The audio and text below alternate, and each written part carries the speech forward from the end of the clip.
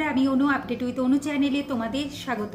আমি চলে এসেছি কথা সিরিয়ালের আপডেট নিয়ে। কথা সিরিয়ালে দেখা যাচ্ছে প্রান্তিকের গুন্ডাকে ঠিক ধরে ফেলেছে প্র্যাটি, এভি এবং পুলিশ ফোর্সও চলে এসেছে। এখন প্রান্তিকের গুন্ডাকে বলে যে তাদের মেন গুরুটাকে, সে তো গুরুর নাম বলতে পারে না, তবে মাধবের কথা বলে। তবে মাধব যে এভিদের ভয় গা ঢাকা দিয়েছে সেটাও সে বলে, কিন্তু মাধবকে হাতে নাতে ধরতে হবে, তাই তারা একটা প্ল্যান করে আর ওই গুন্ডাটাকে ফোন করে সেই কথাগুলো বলতে বলে। মাধব তো সেই কথা শুনে বিশ্বাস করে ফেলেছে আর বিসর্জনেই আসছে, আর বিসর্জনেই মাধবকে হাতে নাতে ধরা হবে। এইদিকে আমাদের কথা গণেশ ঠাকুরের কাছে গিয়ে প্রার্থনা করে যে জুনি সত্যিকারে খুব ভালো মেয়ে, ওর যেন কোনো ক্ষতি না হয়, আর আমরা সবাই মিলে জুনিকে রক্ষা করব, তুমি আমায় শক্তি দাও। এখানে এভি আসে, এভিকে দেখে কথা ভাবে যে এভি কি করে জানলো কথা এখানে আছে। এভি বলে কথা কোথায় যাচ্ছে না যাচ্ছে এভি জানবে না, সেটা হয় নাকি?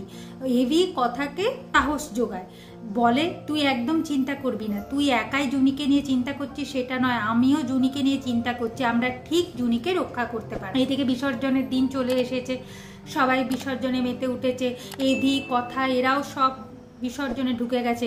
তবে ওখানকার একজন বলে যে এরকম ভাবে যক্ষিণীরা তার ভাইকে তাদের কাছ থেকে কেড়ে নিয়ে, এভি বলে আমাদের সঙ্গীকেও তো কেড়ে নিয়েছে, দেখো না গণেশ ঠাকুরের কৃপায় যদি আমরা তাদের খুঁজে পাই, তাই গণেশ ঠাকুরের কাছে প্রার্থনা করো।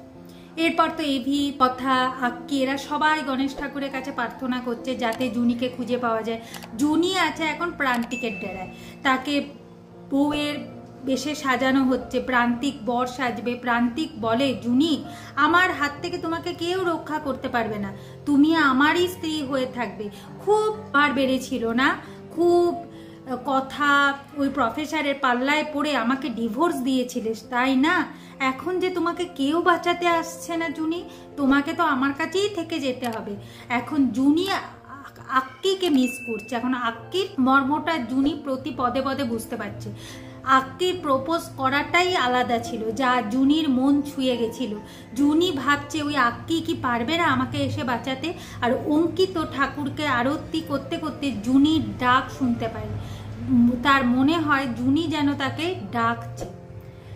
আগামী পর্বে দেখা যাচ্ছে তো এভি বিসর্জনের নাচ নাচছে, আর অন্যদিকে মাধব তো গণেশ ঠাকুরের কাছে পৌঁছে গেছে ওই গণেশ ঠাকুরের পায়ের নিচে মূর্তি সরাতে, আর তখনই এভি, কথা এবং সবাই হাতে নাতে মাধবকে ধরে ফেলবে।